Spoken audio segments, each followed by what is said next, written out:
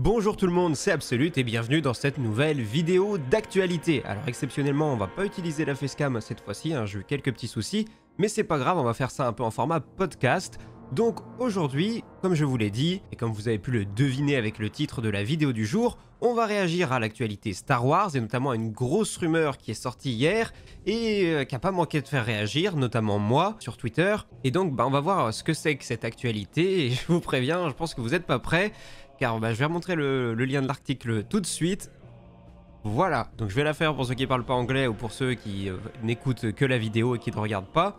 Embo serait le futur vilain du prochain film Star Wars, The Mandalorian and Grogu.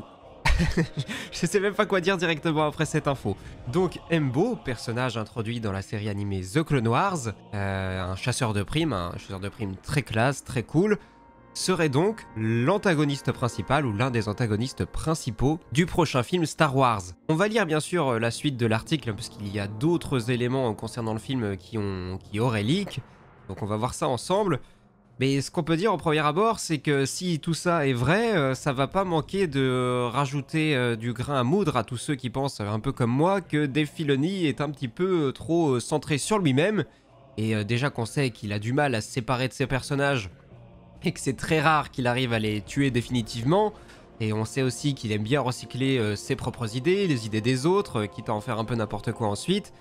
Mais en fait, si je vous dis ça là, c'est surtout déjà parce que c'est un personnage de The Clone Wars, mais attendez, encore mieux, c'est un personnage qui, si je ne me trompe pas, est doublé carrément par Dave Filoni dans la série. Donc vous voyez vraiment le côté un peu égocentrique qu'on peut trouver dans ce choix-là.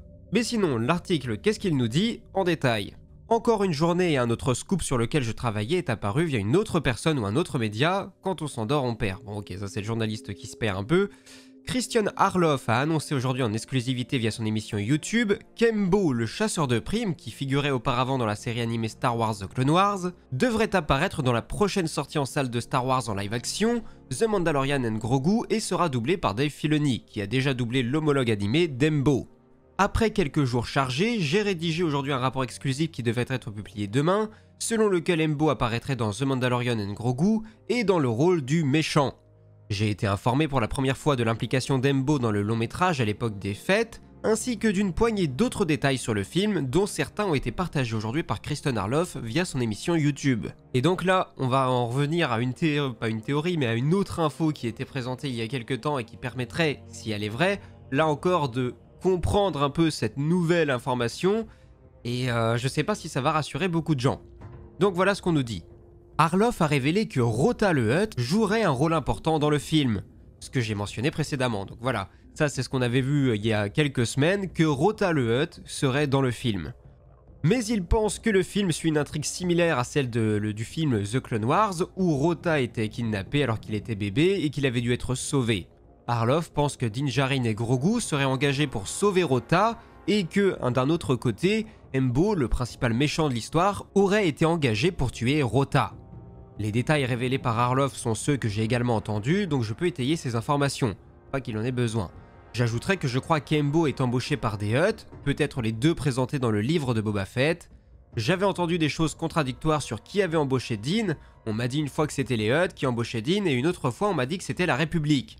Je ne sais pas lequel des deux est correct, mais Zeb aide apparemment Din dans sa quête à un moment donné, ce qui pourrait indiquer que Din Djarin a été embauché par la République, mais ce n'est qu'une simple spéculation de ma part. Bon, c'est vrai qu'à partir de là, ça serait plus logique que ça soit la République qui engage Djarin, mais on peut aussi imaginer que la République s'associerait aux Hutt pour engager Din, et je vois pas trop, à moins qu'il ne soit un rival, pourquoi les deux Hutt qu'on avait vus dans Boba Fett chercheraient à traquer Rota. Comme je l'ai mentionné dans mon article précédent, et les lecteurs le savent bien, je ne couvre que les médias ou les individus que je considère comme dignes de confiance et qui ont fait leurs preuves.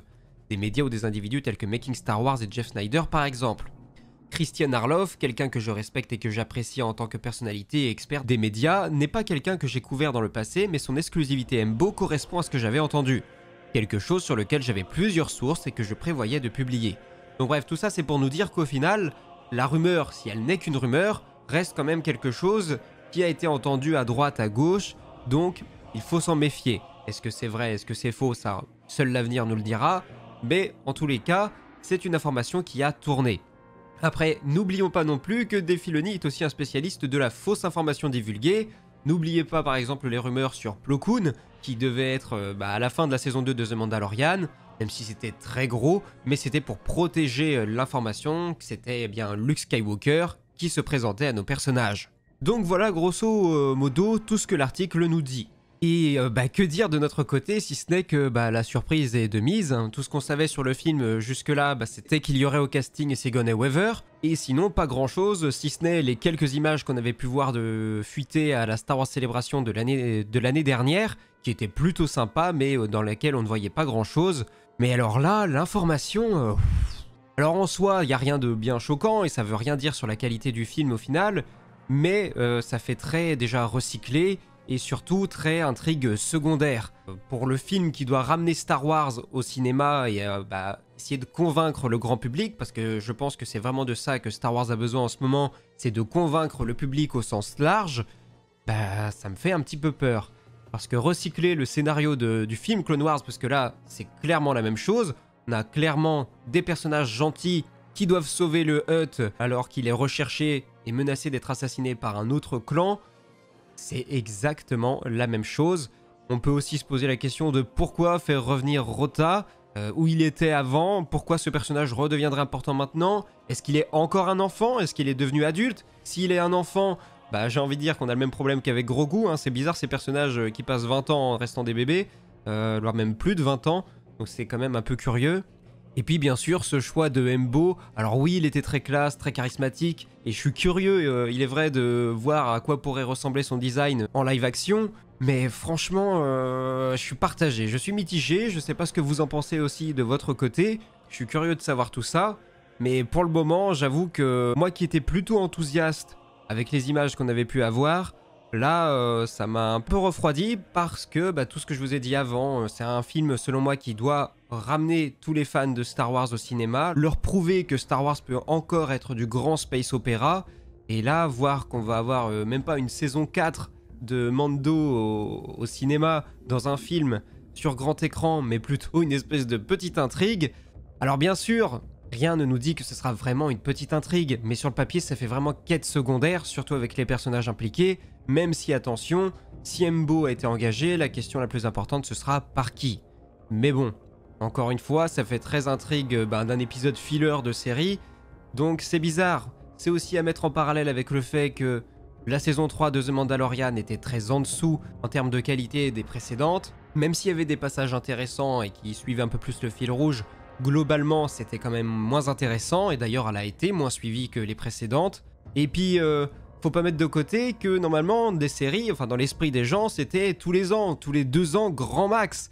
Là, ça va faire 3-4 ans de pause. Il y avait déjà eu du temps de pause entre les saisons 2 et 3. C'est bizarre.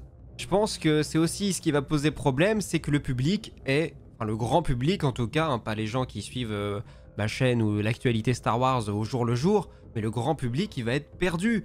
Et je pense que ça va poser un gros problème avec un film comme ça, surtout si le film au final n'est qu'une petite intrigue secondaire.